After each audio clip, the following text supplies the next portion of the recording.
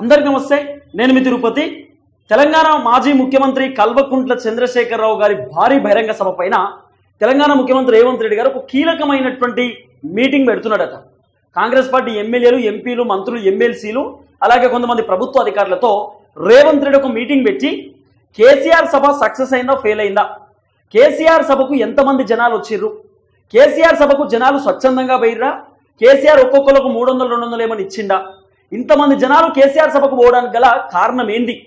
ఇప్పుడు చాలా కాన్స్టిట్యున్సీలలో దాదాపు 119 నియోజకవర్గాలు 33 జిల్లాల నుండి అనేక మంది జనం పోయినారు.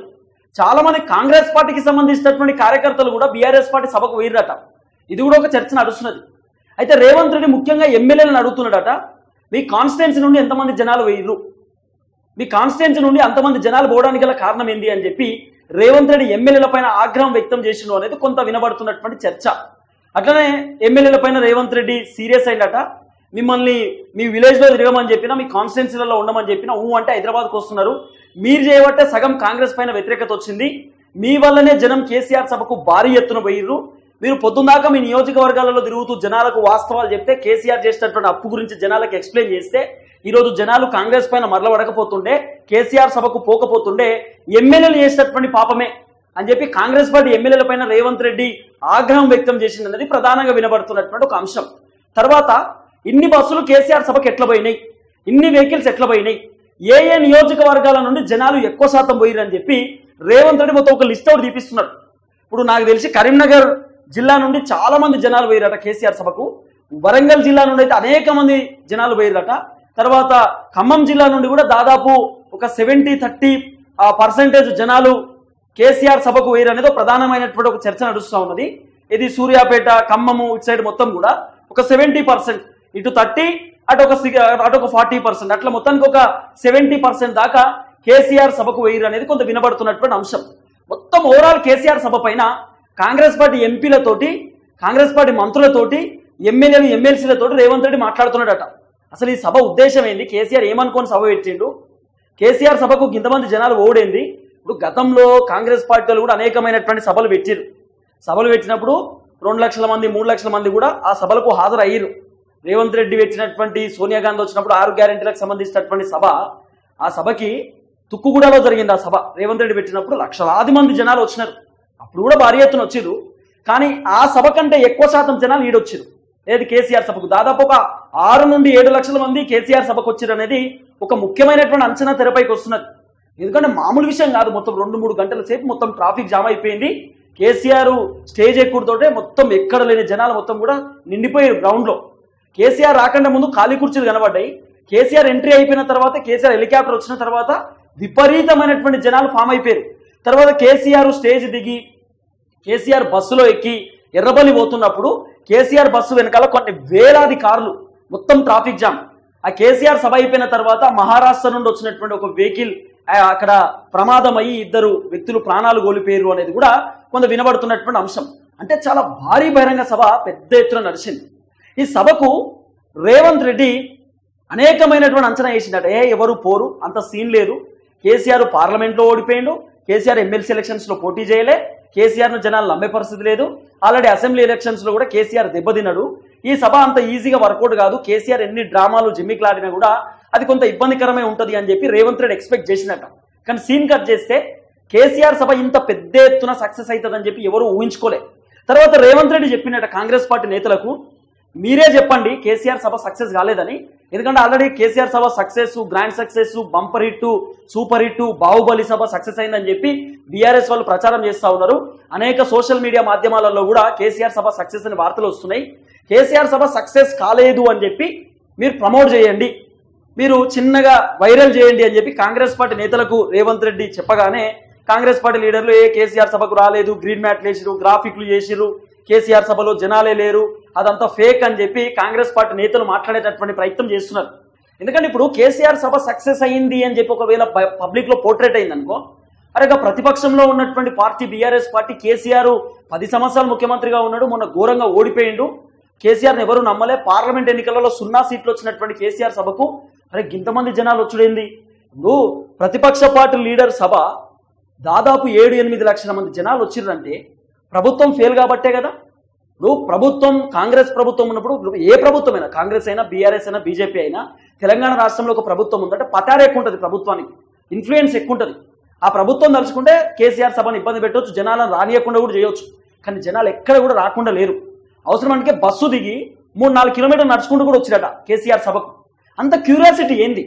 కేసీఆర్ సభ పైన జనాలకు ఉన్నటువంటి ఇంట్రెస్ట్ ఏంది అంటే 16 నెలల తర్వాత కేసీఆర్ మాట్లాడుతున్నాడు. దాదాపు కాంగ్రెస్ అధికారంలోకి వచ్చి 16 నెలలు ఈ నెలతోటి. ఈ 16 నెలల్లో కేసీఆర్ ఒక్కసారి కూడా ప్రెస్ మీట్ పెట్టలే, భారీ బహిరంగ సభలు పెట్టలే, పెద్దగా మాట్లాడలే, సైలెన్స్ ఉన్నాడు. కాబట్టి ఇప్పుడు కేసీఆర్ ఏం మాట్లాడతాడు? కేసీఆర్ ఏం చెప్పబోతున్నాడు? కాంగ్రెస్ ప్రభుత్వం గురించి కేసీఆర్ వర్షన్ ఏంది? రేవంత్ రెడ్డి గురించి ఏం మాట్లాడబోతున్నాడు? లేదా 6 గ్యారెంటీల గురించి ఏం మాట్లాడబోతున్నాడు?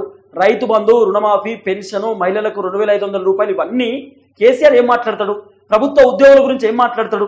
నిరుద్యోగుల గురించి ఏం మాట్లాడతాడు? కాంట్రాక్ట్ ఉద్యోగుల గురించి ఏం మాట్లాడతాడు? పోలీసుల గురించి ఏం మాట్లాడతాడు అనేది పెద్ద క్యూరియాసిటీ తోటి జనాలు ఉంటుండే. ఆ క్యూరియాసిటీ తోటి కేసీఆర్ సభకు వేయరు. కేసీఆర్ ఒక్కడి కూడా తూచా తప్పకుండా వదలలే, అన్ని మాట్లాడింది. ప్రతి అంశాన్ని కేసీఆర్ మాట్లాడే ప్రయత్నం చేసిండు. చిన్న చిన్న విషయాలు కూడా. వాస్తవానికి కేసీఆర్ అధికారంలో ఉన్నప్పుడు సోషల్ మీడియా గురించి, లీగల్ సెల్ గురించి, లేకపోతే ఇతర అంశాల గురించి, పోలీసుల గురించి అట్లా ఇట్లా మాట్లాడకపోతుండే. ఆయన స్లాంగ్ చాలా డిఫరెంట్ ఉంటుండే. కానీ ఇప్పుడు కేసీఆర్ మాట్లాడినటువంటి ప్రతి pin to pin point Congress ప్రభుత్వానికి అర్థమైంది సీన్. కేసీఆర్ రంగంలోకి దిగిండు, కేసీఆర్ వినేటట్టు లేడు. కేసీఆర్ ఇప్పుడు ఆయన మాట్లాడే మాటల వల్ల జనాలు ఇన్ఫ్లుయెన్స్ అయ్యి కాంగ్రెస్ ప్రభుత్వం పైన ఇంకా భయంకరమైనటువంటి వ్యతిరేకత వస్తుందేమో అనేటటువంటి ఆలోచనలో కాంగ్రెస్ వాళ్ళు ఉన్నారు. అందుకే కేసీఆర్ సభ వరంగల్లో నడుస్తుంటే ముఖ్యమంత్రి రేవంత్ రెడ్డి వాళ్ళ ఇంట్లో టీవీ చూస్తున్నారట. కేసీఆర్ మీటింగ్, కేసీఆర్ సభ. రేవంత్ రెడ్డి, పొంగులేటి శ్రీనివాసరెడ్డి, జూపల్లి కృష్ణారావు, తర్వాత సీతక్క, పొన్నం ప్రభాకర్, ఈ 5-6 మంత్రులు రేవంత్ రెడ్డి ఇంట్లో టీవీ చూసిరట. కేసీఆర్ ఏం మాట్లాడబోతుండు, ఏం చేయబోతుండని చెప్పి. ఇంత భయం ఎందుకు కేసీఆర్ అంటే? టీవీ చూసి ఆ టీవీ అయిపోయిన తర్వాత సభ అయిపోతోటే బయటకు వచ్చి మంత్రులు ఇమీడియట్ ప్రెస్ మీట్ పెట్టారు. ప్రెస్ మీట్ పెట్టే కేసీఆర్ సభ ఉత్తదే, సక్సెస్ కాలే, జనాలు ఎవరు రాలేదని చెప్పి పొన్నం ప్రభాకర్ అన్న చెప్తున్నాడు. మరి గంతమంది జనాలు పొన్నం ప్రభాకర్ అన్న కనబడలేదో ఏమో మాకు తెలియదు, కానీ లక్షలాది మంది జనాలు వచ్చారు కేసీఆర్ సభకు. భయంకరమైనటువంటి సభ నడిచింది, మామూలు సభ కాదుగా. ఆ సభ నా భూతో నా భవిష్యత్ అనేటటువంటి రేంజ్ లో ఆ సభ నడిచింది. ఆ సభకు ఇంతమంది జనాలు ఎందుకు వచ్చిర్రు అని చెప్పి ఇప్పుడు రేవంత్ రెడ్డి పెద్ద క్వశ్చన్ మార్క్. రేవంత్ రెడ్డికి సీన్ అర్థమైపోయింది. రేవంత్ రెడ్డి అనుకున్నా మా అంటే 2 లక్షలు 1,00,000 మంది వస్తారేమో సభకి, అది కూడా 10 లక్షలు 15 లక్షలు అంటా ఉన్నారు, అంత సీన్ లేదేమో అని రేవంత్ రెడ్డి స్టార్టింగ్ నుండి అనుకున్నాడట. కానీ రేవంత్ రెడ్డి ఎక్స్పెక్ట్ చేయనంత ఎక్కువ మంది జనాలు వచ్చారు కేసీఆర్ సభకు. అసలు ఎందుకు వచ్చిర్రు అని చెప్పి ఇప్పుడు రేవంత్ రెడ్డి అయోమయంలో పడి కాంగ్రెస్ పార్టీ నేతలతో డిస్కస్ చేస్తున్నాడట. మీ నియోజకవర్గంలో ఎంతమంది ప్రజలు వేయరు, మీ జిల్లాలో ఎంతమంది ప్రజలు వేయరు, మాకు లెక్క చెప్పండి, ఎందుకు వేయరు, దేనికి వేయరు, ప్రభుత్వం పైన ఇంత వ్యతిరేకత ఎందుకు వచ్చింది, ఈ ప్రభుత్వం పైన ఇంత వ్యతిరేకత రావడానికి గల కారణం ఏంది, రైతు బంధు ఇష్యూనా, రుణమాఫీ ఇష్యూనా, 6 గ్యారెంటీల ఇష్యూనా, అసలు ఏంది, ఇక్కడ తేడా జరిగింది, ఇక్కడ ఇబ్బంది అయింది అని చెప్పి Revanth Reddy pin to pin Congress party నేతలను అడిగేటటువంటి ప్రయత్నం చేస్తున్నాడట. అసలు ఏం జరిగింది ఏందని చెప్పి. కానీ మొత్తానికి అయితే కేసీఆర్ సభ గురించి రేవంత్ రెడ్డి అయోమయంలో ఉన్నాడు. రేవంత్ రెడ్డి ఆగమాగం అవుతుంది, ఏం చేయాలో అర్థం కాని సిచ్యువేషన్లో రేవంత్ రెడ్డి ఉన్నాడు. చాలా మంది లీడర్లతో డిస్కస్ చేస్తుండట. అసలు ఎందుకు ఇంతమంది జనాలు వేయరు, ఎక్కడ వ్యతిరేకత వచ్చింది, కాంగ్రెస్ పైన ఎక్కడ ప్రాబ్లం అయింది, ప్రభుత్వం ఎక్కడ చెడ్డదారేస్తున్నది, ప్రభుత్వం ఎక్కడ తప్పుడు దోవలో పోతున్నది, దీనికి ఒక అప్డేట్ కావాలి, దీనిపైన సర్వే చేయండి, అసలు ఏందనేది చూడాలి. ఎందుకంటే రేవంత్ రెడ్డి ఎక్స్పెక్ట్ చేయలేదు ఇంతమంది జనాలు పోతారా సభకు, కేసీఆర్ సభ ఇంత హ్యాట్రిక్ కొడుతుంది, సక్సెస్ అవుతుందని రేవంత్ రెడ్డి ఎక్స్పెక్ట్ చేయలే. కానీ సీన్ కట్ చేస్తే సభ ఫుల్ సక్సెస్ అయింది.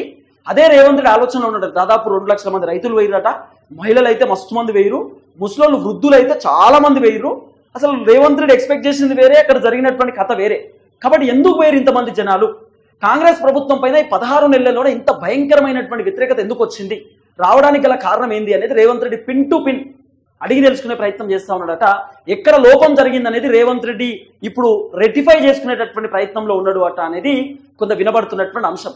ఎందుకంటే కేసీఆర్ కూడా చెప్పిండు, మీకు మంచి అవకాశం వచ్చింది, మంచి పని చేయండి, మీకు అధికారం ఉంది, ఇంకా 3 సంవత్సరాల అధికారం ఉంది, గట్టిగా చేయండి, ఇబ్బంది పడకండి అని చెప్పి కేసీఆర్ కూడా మాట్లాడేటటువంటి ప్రయత్నం చేసిండు. కాబట్టి మరి రేవంత్ రెడ్డి పర్ఫార్మెన్స్ ఎట్లా ఉంటుంది, రేవంత్ రెడ్డి ఇంకా ఏ విధంగా ముందుకు పోతాడు. 3.5 సంవత్సరాలు ఉంది ఇంకా వీళ్ళకు టైం, 1.5 సంవత్సరం అయిపోయింది, 3.5 సంవత్సరాల టైం ఉంది, 5 సంవత్సరాల అధికారంలో ఉంటారు వీళ్ళు, ఇంకా చాలా టైం ఉంది. మీరు మార్చుకునే ప్రయత్నం చేయండి, మీ ప్రభుత్వాన్ని పడగొట్టము, మీ ప్రభుత్వం ఇట్లనే ఉండాలి, మేము ఇట్లనే ఉండాలి, మిమ్మల్ని ప్రశ్నిస్తామని చెప్పి కేసీఆర్ మాట్లాడినటువంటి మాటలు.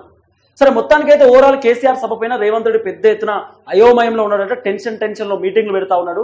సభ ఎట్లా సక్సెస్ అయింది, అసలు సభకి ఇంతమంది జనాలు ఎట్లా వచ్చింది, ఎందుకు వచ్చారు, అసలు ఏం జరుగుతుంది, కేసీఆర్ ఏం చేయబోతున్నాడు, అసలు మీరేం చేస్తున్నారని చెప్పి కాంగ్రెస్ పార్టీ లీడర్ల పైన రేవంత్ రెడ్డి ఆగ్రహం వ్యక్తం చేసిన చర్చ నడుస్తుంది.